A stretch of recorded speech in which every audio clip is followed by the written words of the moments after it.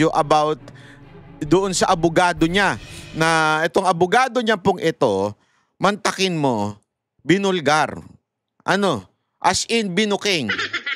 Binuking ang DOJ, binuking ang pamahalaan sa kanilang kaululan. This is a full lie to divert sa tunay na salarin. Sino ho yun? Walang iba kundi yung boss ni Zaldico na sino? Si Romualdez. At walang iba kung sino yung namili ng speaker na boss din ni Romualdez na si Marcos. Doon sa part na hindi ako sure kung sino yung boss, si Marcos ba o si Romualdez. Basta sure tayo, magpinsan sila magkakuntsaba. Pero doon sa boss, medyo tagilid yun, hindi ako sure. Alam mo naman, mahinang nila lang yung presidente natin. So, hindi tayo sure dyan. Iba kung hindi si Ka Eric at saka si Doc Lorraine na siyang talagang nagsiwalat ng mga kasinungalingan nitong CPP, NP, NDF. Yan ang una nila. Kaya nga yan una nilang pinakulong sa kamera di ba? Ginamit lang nila yung SMNI na dahilan. Pero ang totoo niyan, galit na galit po sila doon kay Ma'am Lorraine at saka dito kay Ka Eric dahil nga naman, binulgar ang mga propaganda at kasinungalingan ng CPP, NPA, NDF. Naku po, pambihirang buhay reo. Bahang-baha na sa Cebu ang sinisisipay ang Dolomite Beach. Actually, hindi lang isa yan. Marami silang tatanga-tanga dyan na para bagang sinasabi nila ang pagsasaayos at paglilinis ng environment ang isa sa dahilan ng pagbaha. Gago! Pero alam mo mga kababayan, meron silang isang common denominator. Ika nga, meron silang pinagkapareho. Ano ho? Pare-pareho silang dating, di ko alam kung dati o hanggang ngayon pa rin kaalyado ng mga NPA. Di natin alam. Basta ang alam ko, dati silang mga membro ng mga Democratic Front. Alam naman natin, CPP, NPA, NDF yan di ba? Magkakasama po sila dyan Kaya alam natin mga kababayan na sila po ay galit na galit sa mga Duterte. Kasi alam nyo naman ang Duterte, ano yan sa kanila sagabal yan sa mga may itim nilang plano sa bayan natin. Hindi kasi alam naman natin na sila ay talagang nalumpo, humina nung panahon ni Pangulong Duterte. At lalong-lalo na si BP Sara Duterte, galit na galit yan, di ba? Sabi niya nga noon, dapat hindi na pinapapasok sa party list yung mga animal na yan. Kaya gagawin nila ang lahat para masira ang pangalan ng Duterte at hindi manalo si BP Sara Duterte. Sa bagay, pag nawala ho sila sa kamera, wala na hong sustento yung mga NPA nilang kaibigan. Tama, mali? Ganyan yung mga yan Alam naman natin na pinaguhugutan nila ng pera. Ang gagawin nila, alam mo yung mga yan, eksperto yan sa sa pangingikil. Ang gagawin nila, babanatan nila ng babanatan hanggang patahimikin sila nung nasa gobyerno, lalong-lalo na yung kanilang amo dyan. Kasi syempre, pag may amo ka nga naman, babayaran ka lang, tumahimik ka na, yun. May pera na yung mga kasamahan nila na NPA, tama, mali? Gago! Kaya mga kababayan, bantayan natin to, dapat talaga manalo si BP Sara Duterte. Pag hindi yun nanalo si BP Sara Duterte, tuloy-tuloy na lumalakas itong mga CPP, NPA, NDF. Alam nyo, humina na ito nung panahon ni Pangulong Duterte. Diba? Dahil dyan sa NTF-ELCAC, talagang matitindi sila. Pero nung as soon as nawala si Pangulong Duterte, ang una sa mga inusig nila ay walang iba kung hindi si Ka Eric at saka si Doc Lorraine na siyang talagang nagsiwalat ng mga kasinungalingan nitong CPP, NP, NDF. Yan ang una nila. Kaya nga yan una nilang pinakulong sa kamera di ba? Ginamit lang nila yung SMNI na dahilan. Pero ang totoo niyan, galit na galit po sila doon kay Ma'am Lorraine at saka dito kay Ka Eric dahil nga naman binulgar ang mga propaganda at kasinungalingan ng CPP, NPA, NDF. Naku po, pambihirang buhay ere. Oo. Ganyan talaga sa Pilipinas eh. Di ba? Pag ikaw ay lumalaban para sa ikakaunlad ng bayan mo, talagang sisitahin ka, aanuhin ka. Ganyan na ginawa nila kay Pangulong Duterte, di ba? Kitang-kita naman po natin yan. Marami pa po tayong pag-uusapan, pero isa pa sa mga pag-uusapan natin ay yung issue kay Saldico. Naku po, patay tayo dyan. Gago! Saldico, namumuro ka na sa taong bayan. Hindi, kasi ito kay Saldico. Kahapon, diniscuss natin. Kung hindi nyo napanood yung video, panoorin nyo na lang ha. Kahapon, diniscuss natin yung video about doon sa abogado niya. Na itong abogado niya pong ito, mantakin mo, binulgar. Ano? As in, binuking. Binuking ang DOJ, binuking ang pamahalaan sa kanilang kaululan. Ano yun? Bakit? Ano sinasabi mo, Banat Bay? Hindi kasi kahapon sinabi niya na sasagutin ko, sabi niya, ang anumang issue. Hindi totoo. Na ipupukol kay Zaldico. Ano ba yung issue na yun? Wala pa. Putang ina niyan. Sa haba-haba ng panahon na kaliwat kanan ang balita, propaganda, kaliwat kanan na sinasabing itong administrasyon na ito ay lumalaban sa korupsyon, lumalaban dito sa mga ghost control project na yan, ghost flood control. Pambira, hanggang ngayon pala wala pang kaso ang animal.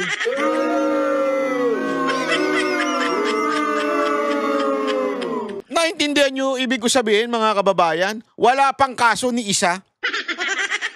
Ano yung mga pinagsasabi nila dyan sa social media, sa mga balibalita? Ay wala, pautot lang pala yun. Ganong katarantado itong gobyerno na ito. Ang daming sinasabi na kesyo labang kami. Sino ba nagsimula ng anti-corruption? Di ba? Si Marcos? Ganyan-ganyan pa sila. Di ba? Pero ngayon, mga kaibigan, wala pala ho. Wala pang demanda. Wala pang nangyayaring demanda. Ang lupit, di ba? Ibang level. Ibang level kayo. Hindi ko talaga maintindihan. Ibang level ho ang ginagawa nito. Sige. Yan. Ganda, di ba? Ganda naman yung sinabi niya. May due process, ika nga. Lupit, di ba? Hindi, totoo naman. Sabi nga sa ating bayan, kailangan ng due process sa mga kakampi.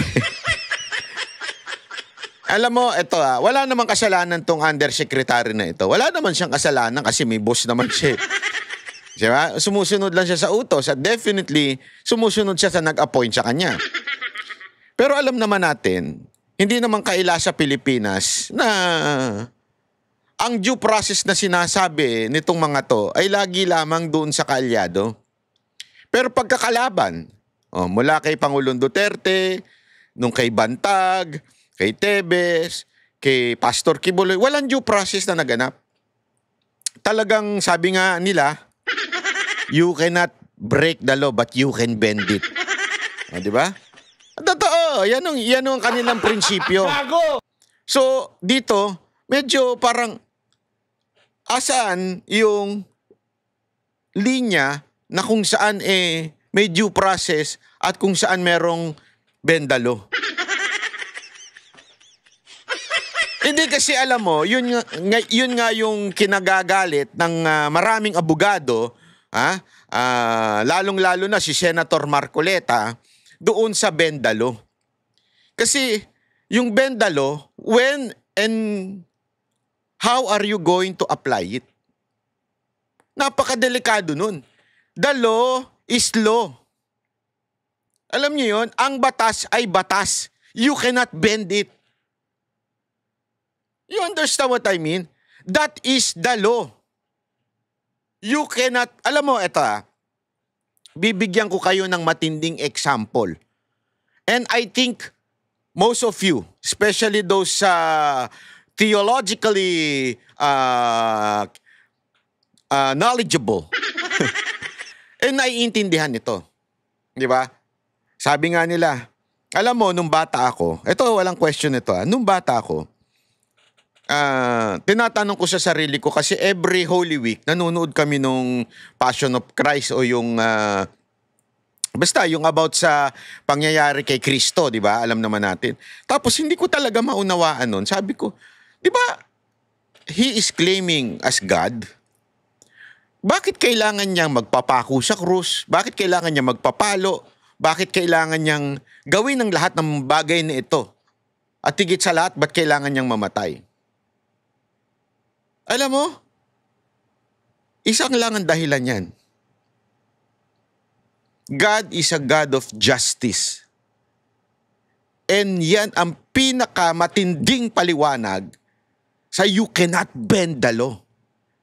As a matter of fact, He is God. He can say, okay, patatawarin ko na kayo. Kayong mga makasalanang tao. Oh, mula ngayon, you're forgiven. He can do that. But why Christ has to suffer and die? Because that what is called justice. Since the wages of sin is death, it has to be followed. Someone has to die for our sins. Yun po yun eh. Yun yung bagay na even God did not bend the law. Kailangan matupad yun. Justice must be done. Justice must prevail. Kailangan merong mamatay dahil may nagkasala. If the first man sinned against God, it has to be paid by someone. And no one of us is capable of doing that because we are also guilty of sins. Only one man can do that. Ito yung sinless person, that is Jesus Christ. That's why He died, He suffered. He cannot bend the law. He has to do it. Isipin nyo yun that's how the law must be followed. Yun ang hindi ko maintindihan doon sa bend the law eh. Kung ang Diyos niya hindi ginawa yun eh. He has to follow it. Kaya He has to send His Son to die for us. You understand? That's why He took the sin and died. So that we might live who believes in Him. Yun yung prinsipyo na you cannot bend the law. Tapos, may isang darating na sasabihin, okay, you will not break the law but you can bend it. Kaya naiinis ang tao. Naintindihan ninyo? Kaya naiinis ang tao kasi, ano to? Bigla ka magsasalita ng bend the law. Tapos, ngayong mga kaalyado mo na, o yung mga dati mo ng kaalyado, biglang may due process na. Pero pag yung mga maliliit nating kababayan, yung mga ating kababayan na nagnakaw lang na hindi na kailangan ng due process yan, dire-diretso na yan, nyariin na yan. Tapos lahat ng mga oposisyon, wag na padaanin sa due process yan. Pasensya na po pasensya na Yusek, I'm not against you but against your bosses. Ganito lang kasi, hanggang you cannot explain to us na etong due process ay hindi nasunod kay Pangulong Duterte. Even the Supreme Court says that.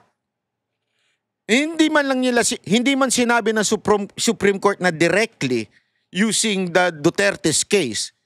Pero alinaw na sinabi ng Supreme Court about extradition. He has to face the court. Second, he can bail. Andun yun, alinaw nun, no? May panahon siya para magpaliwanag. Supreme Court na po nagsabi niyan. And that is exactly what happened to PRRD. Biglang dinala. Hindi dumaan sa korte, hindi binigyan ng chance makapag bigay ng counter affidavit. Simple lang naman yan eh. In any case whether it's crime or civil, hahayaan ng korte nang magbigay ng counter affidavit. Doon pa nga lang sa fact na sinabi ninyo na yung opisyal ng DOJ na kasama doon sa nanghuli kay Pangulong Duterte ay quote-unquote as a justice or court, doon pa lang sablay na eh. But again, let's just assume it's true. Let's just assume na, sige, pinayagan ng batas yan kahit isang malaking katarantaduhan. But still, the law says, kailangan mabigyan siya ng opportunity sumagot. Magbigay ng kanyang counter affidavit. Did you allow that to happen? Yusek? Di ba hindi? I know it's not you. It's your boss. But still, kaya nga, marami sa amin ang naiinis at nabibuwisit diyan sa salitang due process. Hindi nyo binigay yan sa Pangulong nagmalasakit sa taong bayan, sa mga Pilipino. Hindi nyo ibinigay tapos ngayon, puro kayo due process. Nalantaran ng nakikita natin ng mga ebidensya dito sa tao na ito. Duterte supporter lang po ba ang nagbulgar niyan? Hindi. From the engineers, from the contractor, even from his security aide, kasamahan niya sa Congress, binulgar yan. And yet, wala pang kaso. Gago! So ayan ha. Ito naman, ipapakita ko lamang po sa inyo yung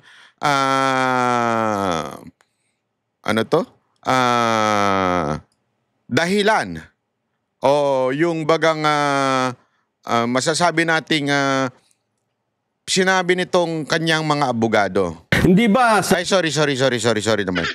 Hindi yan, ha? Ito. All right, and now... Ay, hindi yan. Saan na yun? Nawala. Wait chotomate. Kasi importante ito eh. Dito, Ay, wala. Hindi ko pala na ano. Anyway. Importante kasi yun na Mulya talaga, no? Kahit saan mapunta, talagang katawa-tawa ang ginagawa. Palakpakan natin. Tama, palakpakan pag mali banatan. Hindi lang daw naman si Zaldico. Sino pa ba? Hindi po. Palakpakan natin. Dapat din daw managot si Romualdez. Ang lupit talaga. Ibang level. Kailangan. Yeah? Ang galing naman. Ang galing. Palakpakan natin yan. Sige. Tuloy nyo. Kaso dyan. Tingnan natin kakaso dyan. Tingnan natin, ha? Tingnan natin. Kasi, sabi, di ba, tama naman yung sinasabi nila na sabi ni Boying, meron daw mga ilan na magdidiwang sa loob ng bilangguan. Yun. Naku. Yan kaya, kasama na si Romualdez dyan. Yun. Gago! Siyempre, yung mga Gen Z na mga pingtae, sisigaw na naman sila, ikulong na yan, mga kulangot, ikulong na yan. Yan, siyempre, pagka hindi nyo pa ikinulong yan. Tama siya, nahulog ako sa silya ko dahil doon, pambihira ang buhay. Buti na lang may seatbelt ako. Di ba? Pambihira. Ang tindi nung kaso na yun, ha? Gross negligence. Hindi. Tingnan nga natin yung gross negligence na yan. Ano ba yung kaso na yan? Tanong natin yung ating kaibigan na si ChatGPT. Gross negligence case. Okay?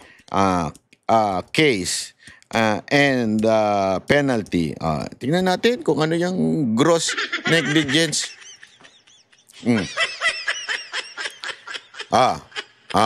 Ayan na.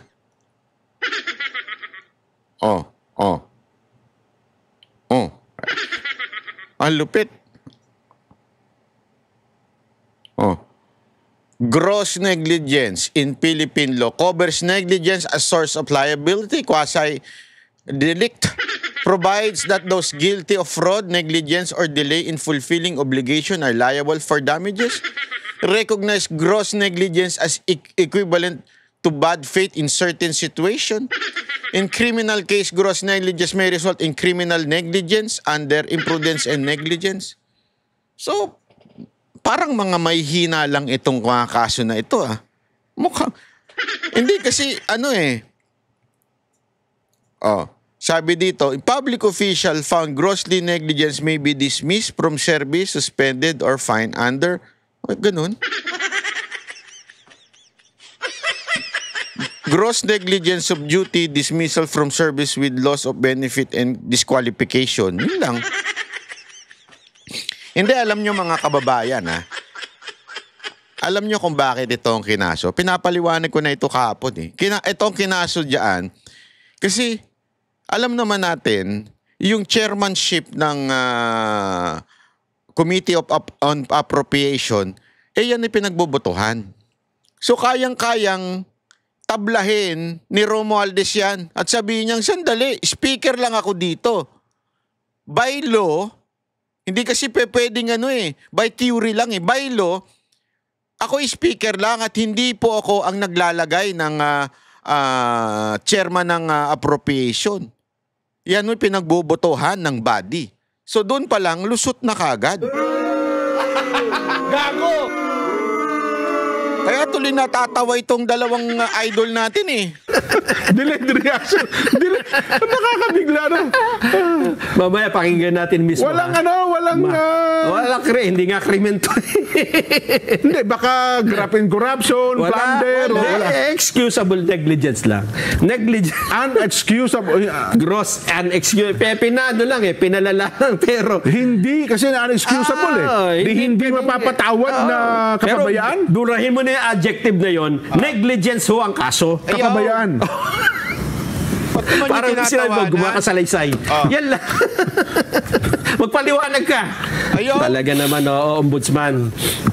Naku po, patay tayo dyan. Talagang sablay na sablay ho itong inaano ng ombudsman. Kaya tuloy natatawa itong mga idol natin dahil kitang-kita naman po natin, di ba? Sabi magtanong din itong babaeng to. Hindi, itong babaeng to medyo may pagkamalupit magtanong ito. What is the truth according to your client? It's not the truth. It's supposed to be the truth. The truth is not a parang may ang tawag doon, merong parang hinaluan mo ng opinion. Hindi. Truth is truth. Hindi mo pwedeng halimbawa, sinabi ko ito ay kulay dilaw, di ba? Kahit ang opinion mo sa side mo, ay sabihin mo, ito ay kulay pula. Hindi, nagsasama lang minsan talaga ang dilaw at pula. Pero ito ay dilaw. Kahit anong gawin mo, dilaw ito. This is the truth. There is no another way of saying this. Di ba? Na yan ay kulay pula. Hindi.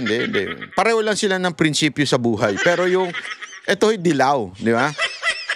Kaya nga dito pa lang medyo sa feeling ko na na itong abogado na-adjit na ito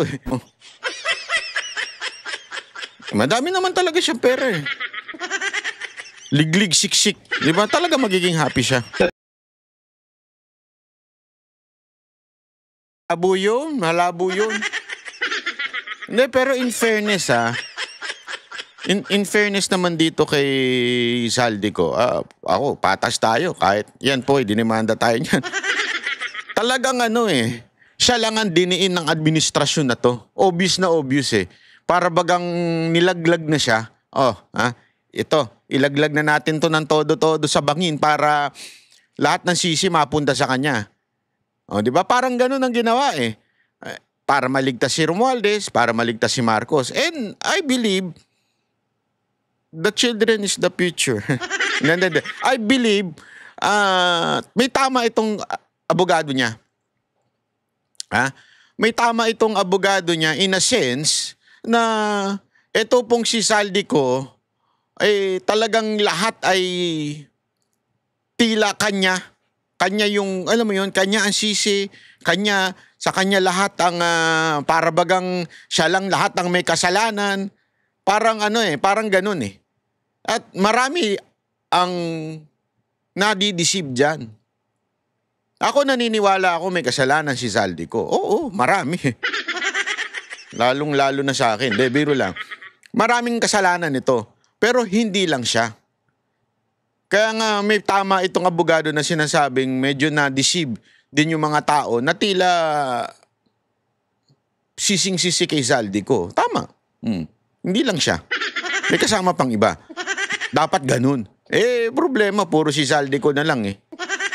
But I have received mixed reactions to the press con. Some people are saying that, I didn't know. Now I had context, and it seems that we've been quick to judge after all. And some people are, of course, just spitting fire and fury. There's nothing I can do about people who refuse to listen to reason. But what does your client have to say about the anger? Same thing. He's sad. But, what would you do, Carmina, if you're accused wrongly of a crime? I would defend myself. What is it that people expect you? Defend yourself from what and how? I mean, I would show up. I would show up. And do what? And defend myself personally and not use... That's the... Grabe pa pag-irap si ate, may side eye. Sabi niya haharap daw siya and not use. Parang ikaw, grabe. Itong si ate, may pag... tingnan mo, may pag-irap baga. Like Carmina, defend yourself from what? I explained this yesterday. I was hoping that people would get this. When you accuse someone of a crime, you have to accuse him specifically. You have to say what, when, where, who, and how. So people want him to come home and to defend himself. From what? I'm asking you now. What's the charge? Well, that's going the legal route, and I understand you perfectly because that's your job, right? That's right. But That's right. there is this moral calling as well. I mean, the accusations are grave. I want to ask you, does he realize the gravity of these accusations? Take it away from the court, but the accusations outside of it, does he realize the gravity? Go ahead. No, he does not, because he doesn't know what the accusations are, and I'm the first line of defense. What are the accusations? Tell me before I defend, because that's a misconception. Most people want me to prove that my client is innocent. I don't have to do that. That's not the way our laws are drafted. Our laws are drafted such that if you accuse someone of a crime, you have to prove it. An accused doesn't have to prove innocence. It's up to the prosecution to prove that he's guilty. So if you're saying that he should come home and defend himself, my first question will be, defend himself from what? Okay, let's go into that. Accusations. Yan. Kasi yan ang paulit-ulit na pinopoint out nitong abogado na ito eh. Wala pang kaso eh. Ano accusation? Yeah, paulit-ulit niya, kahapon niya pa sinasabi eh. Pati ngayon pa rin. Yan. So magsasagutan na sila nitong nag-i-interview sa kanya. The accusation is this, that he was responsible for the insertions together with the former Speaker of the House, now Congressman Martin Romualdez. And there were two people who said that at the very least. You have Congressman Toby Tiangco and former Senate President Chis Escudero. Go ahead, attorney. What insertions when? How much? Patay ka ngayon. Ayan na, magagaling ang abogado dyan eh. Saan ninakaw? Where asan ba yung mga yan? Ayan. Dadaanin ka na sa technicality niyan. Ate, You see the problem? You can't make a generic accusation. You can't make a general, universal accusation and say, you're guilty of corruption. Come home and defend yourself. Corruption? Corruption? How? When? Where? What? Patay ka ngayon. Yari ka. Ang talino ni Kuya. Mukhang maililigtas pa si Zaldico. Napatay tayo dyan. Nayari si ate. So to answer me this, did he have anything to do with the insertions? I'm asking you. I'm answering you. I'm asking you what insertions? What year? For 2019, 2021? For the budget for this year, 2025. Ate, next time kasi pag magtatanong ka, dapat meron kang data eh. 'Di ba? Sana kinuhan mo, inaral mo yung sinabi ni Tiangco. Kasi yun, puno ng data po yun eh. 'Di ba? Ito yung mga insertion na ipinasok ni Zaldico. Ako, just saying dapat ganon. Kasi nga, kung abogado yung i-interviewin mo na malupit, mukhang malupit si Kuya eh. Yari ka talaga. Insertions? Which insertion? Yari ka, patay ka. So this is how you're going to defend your client, by going through the line I can't item help by it. line item. Yes, because you're accusing him of a crime, and it's my job to find out what exactly you're accusing him of. There's no such thing. I don't know why this is difficult to comprehend. There's no such thing as a Nadali ka tuloy, ano? Oh, hindi ko alam kung anong mahirap intindihin dito. Actually, pumipitik na yung abogado dito eh. Pinipitik niya na yung babae eh. Pero yung babae man, matikas din sila. Wala akong kinakampihan dito. Basta gusto ko makulong si Zaldico. Pero matigas din yung babae eh. Tingnan niyo. universal accusation. If you say that I stole something, I stole millions, for example, you have to tell me where I stole it from, how much exactly I stole, how I stole it, when I did. You can't tell me that I should defend against an accusation of theft or robbery. That's the way it is. Okay, what about being the chairman of the Appropriations Committee? What about being part of this small committee? What about the missing minutes that cannot be given to the public? That's what Congressman Toby Tanco is also saying. Maybe you're confident about saying which insertions, which line item, and all of that, because there is nothing as of the moment that would point to a certain insertion, because the minutes of the small committee, they're nowhere to be found. No one is releasing it. I don't know. I don't know the details of the accusation. Why don't you ask your client? Have you asked your client about it? You're missing the whole point, Carmina. I can only ask him. May alam mo, logically may punto ito eh. Although pinagtatanggol niya mali. Pero may punto ito eh. Kasi yung nag-i-interview sa kanya medyo kulang sa details eh. Para bagang sinasabi niya, entire corruption lang. Eh, tinatanong nga siya anong specific. Kailangan masagot niya. Sana you came prepared. About a certain accusation. I can't ask him about general accusations. That's the whole point of this conversation. You have to tell me what it is. Now, if Representative Yanko has a... Alam mo bakit? Ang problema ito. Kaya naiipit si ate. Ang problema kasi, there is no case to talk about. Nagigets nyo? It's all propaganda of the government. I'm not saying it's not true, ha? Ako, naniniwala ako merong kagagawan nito si Zaldico. Okay? But I cannot, hindi pa pwedeng, it's not what you believe, it's what you can prove. Diba? How can you prove if there is no case? Yun ang problema natin eh. Kaya nga sabi ko sa inyo, yung puro satsat tayo ng satsat, putang ina, walang kwenta yan kung hanggang ngayon hindi pa kinakasuhan ng gobyerno ito. Ang dami pa nilang sinasabi. Para tayong tanga eh. Accuse tayo na accuse. Diba? Salita na salita tong lintik na gobyerno to. Mahiya naman kayo. Galit kami. Sino ba nauna na gano'n na si Marcos? Diba? Pero asan ang kaso? That's why this lawyer is winning in the argument kasi there is no case. Nakikita nyo? Diba? Kaya magaling yung abogado eh. Lumabas siya, wala pang kaso. Tapos pag may kaso na, sasabihin niya, hindi na pwedeng pag-usapan kasi may kaso na. Gago! Di na ipagtanggol niya na kagad yung kanyang kliyente kasi nga, ang tagal ng lintik na kaso na yan. Accusation on specifics. Then he should file it in court. I don't want to litigate this on the media because he has a bigger forum, a better and a louder forum than I do. He has the Congress. He can deliver a privilege. He can go on TV anytime. I don't have that. I don't have that power. So he doesn't understand why. He does not understand. He does not understand the anger. No, he does. He does. But you're asking me to explain it away.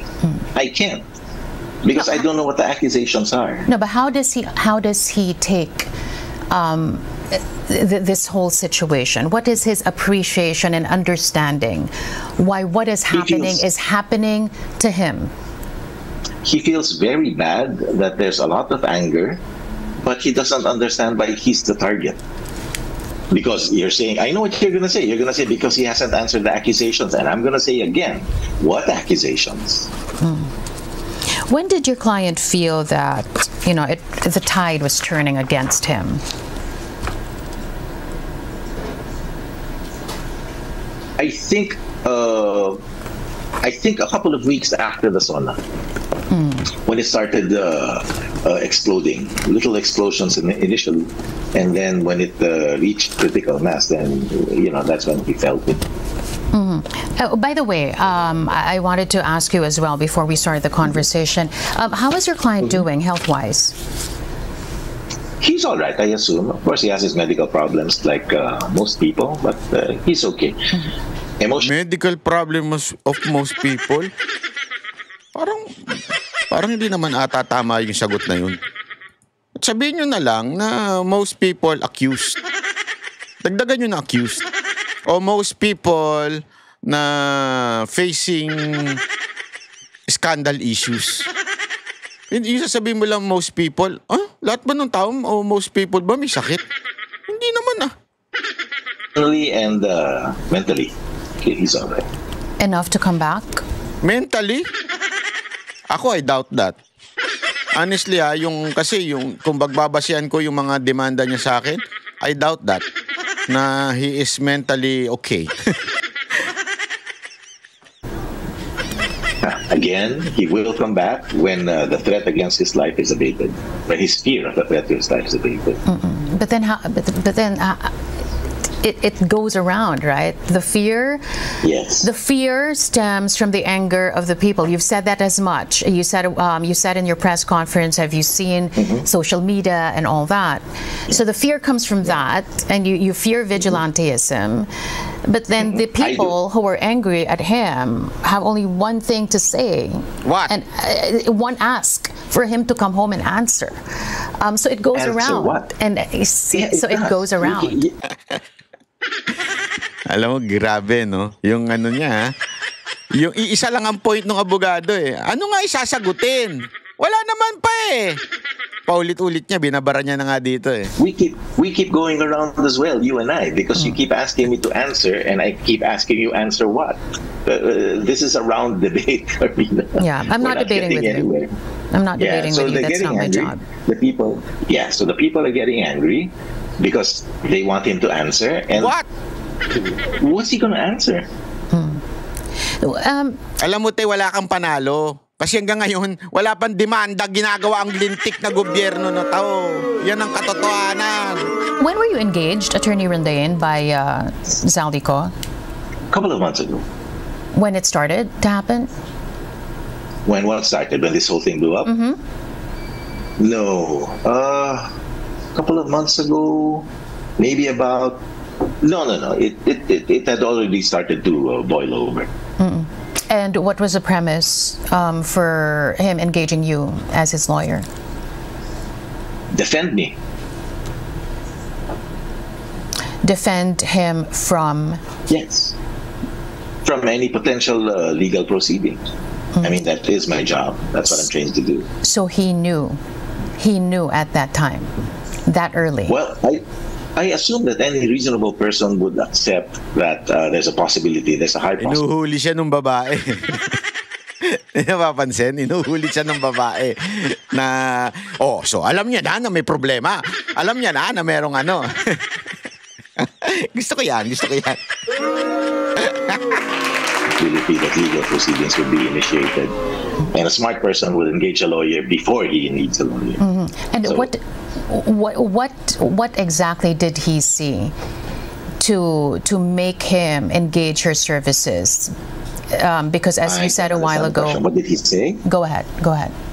Sorry, I don't understand the question. What exactly did he say? What exactly did he see and felt at that time to make him engage her services when he started seeing the tide turn against him? Oh, he probably felt that the trouble was coming, that he was going to be blamed for some things, and that's exactly what's going on now. He was going to be blamed? Yes. By whom? Let me stop there because we're starting to go into attorney-client privilege conversation. So I have to stop right there. Does he have his At the proper time. Does he have his entire family with him? I don't know. I still don't know. I was asked that yesterday. I still don't know today. The allegation, one of the accusations as well, is that none of this would have happened without your client. And your client wouldn't have been so confident, this is one of the allegations, to make those insertions and steal from the national coffers had it not been for the former Speaker of the House, Martin Romualdez. What do you know about where that relationship stands as we speak? The relationship between your client and the former Speaker of the House? I can't answer that question because there's a premise I don't agree with. The premise is that he stole. And I cannot concede that premise, so I will not answer that question. However, I can isolate the latter part of the question on where his relationship with the former Speaker stands now. I have no reason to believe that it is not as it was before. Sorry, can you repeat it? You have no reason to believe... I have no reason to believe that his relationship is not as it was before. And why do you say so? Because I have no reason to believe that it's changed. All right. Can you categorically say, Attorney Rondain, that your client did not steal a single centavo from the national coffers? Yes. Yes, I can categorically declare that. And what's your reason for saying that? Because it's the truth, and there is no evidence to the contrary. When you talk to the people, though, and they say this person said this, delivered money, there's a money trail and all that, and this is being laid out to the public for the public to digest. Is there anything that you see wrong with all these pieces of information being laid out into the public outside the court, outside legal proceedings? Yes, absolutely, because it builds a I can't say false because I don't know exactly what they said and they weren't under oath. So from an evidentiary point of view, I can't make any conclusions. But it builds a dangerous situation where people might believe otherwise inadmissible evidence, and it creates a false narrative. That's what I was trying to explain yesterday. For example, we're already assuming that money was delivered to my client because this guy said so, and that he stole billions from the government coffers. You see, that's a problem. We're building a narrative around the evidence which has not been vetted and which might be inadmissible, which might be untrue to begin with.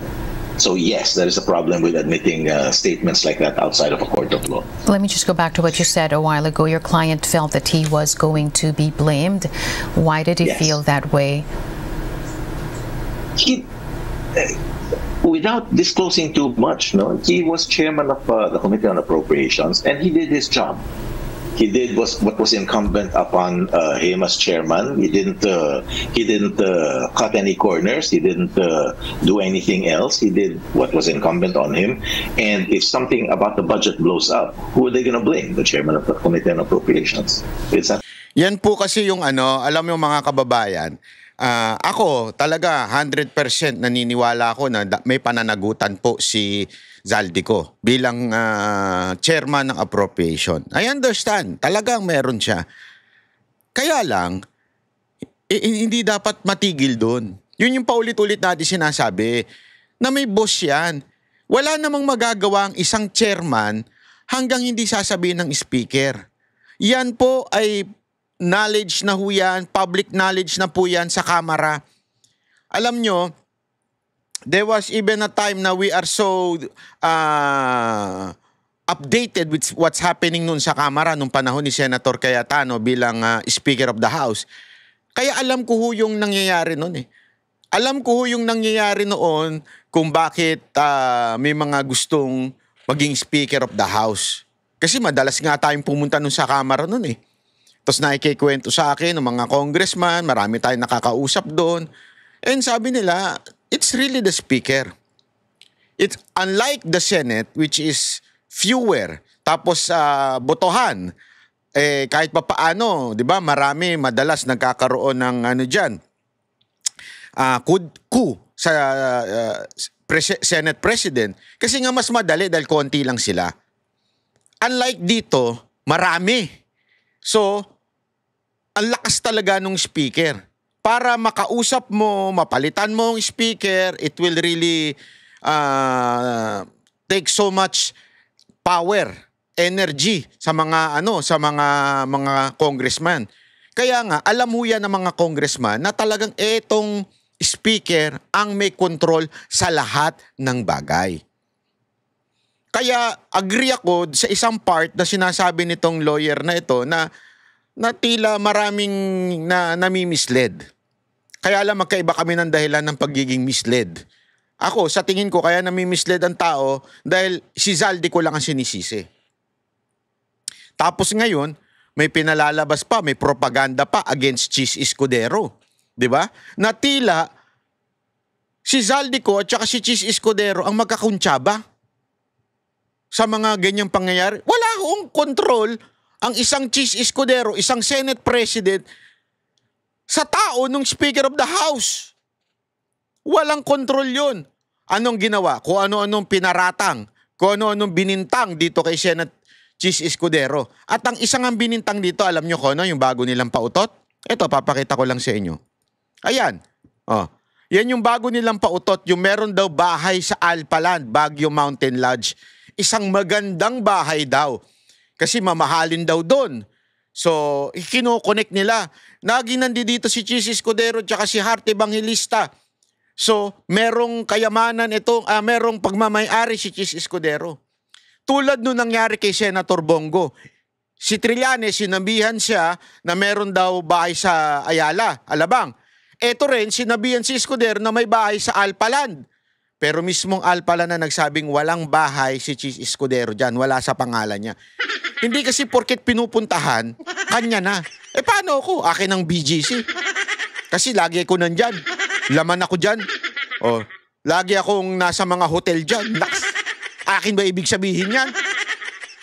Sabi dito, sa balita na to, etong si Hart Evangelista ay membro ng Alpaland Balisin Island Club. Which is, one, talaga namang mayaman si Hart Evangelista. Pangalawa, artista yan eh. Alam nyo ba, ito, tuturuan ko lang kayo. Kasi tayo, matagal na tayo sa showbiz eh.